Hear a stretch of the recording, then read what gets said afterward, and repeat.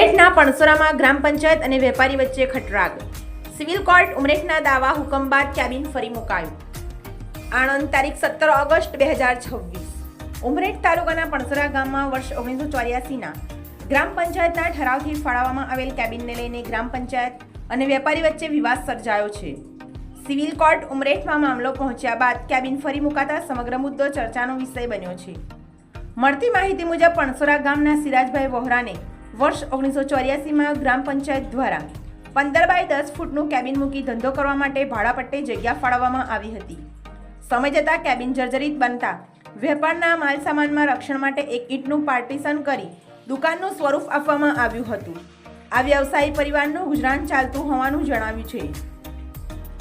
ગ્રામ પંચાયતમાં નવી બોડી અસ્તિત્વમાં આવ્યા બાદ દબાણ હટાવવાના ઠરાવના આધારે સરપંચ દ્વારા નોટિસ આપવામાં આવી હતી અને એક ઈંટનું પાકું ચણતર દૂર કરવામાં આવ્યું હતું. આ કાર્યવાહી સામે વેપારી દ્વારા વાંધો ઉઠાવવામાં આવ્યો હતો. ભાડું વસૂલાયું છતાં કાર્યવાહી અંગે સવાલ.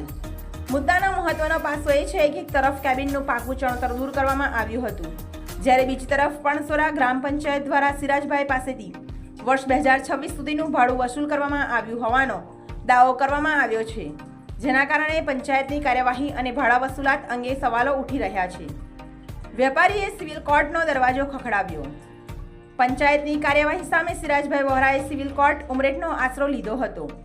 કોર્ટની કાર્યવાહી બાદ વર્ષ 1984ના મૂળ ઠરાવ મુજબ 15 બાય 10 ફૂટનું કેબિન ફરી મૂકવામાં આવ્યું હોવાનું જણાયું છે અને વેપાર પુનઃ શરૂ કરવામાં આવ્યો છે. હવે પંચાયતની આગળની કાર્યવાહી પર નજર.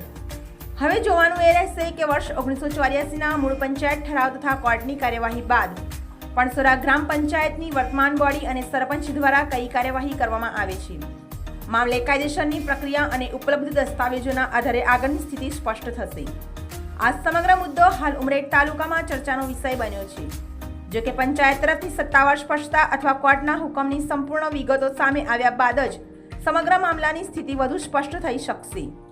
જિલ્લા બ્યુરો રિપોર્ટર સદરુ બેલીમ, આણંદ. આપનું નામ? વિનુભાઈ. આજે જે પણસોરા ખાતે જે સિરાજભાઈનું જે મીટરનું કનેક્શન કાપવા બાબતે આપનું શું કહેવું? શું કહેવાનું, હવે પંચાયત ઓર્ડર આવેલો છે મીટર કાપવાની, તો કાપી. પંચાયત શું આપનું નામ ને આપનો પરિચય? મારું નામ દિગરાજસિંહ ગોહિલ છે અને હું તલાટી છું. પણસોરા અને પણસોરા ગામની અંદર 25/5/2026ના રોજ જે તાત્કાલિક ગ્રામસભા બોલાવવામાં આવી હતી, એની અંદર ગ્રામજનોએ આ બાબતે વિરોધ કર્યો હતો. તેમ છતાં આજે ગ્રામ પંચાયતના સરપંચશ્રી જે દબાણો હટાવવામાં આવ્યા છે એ બાબતે આપનું શું કહેવું?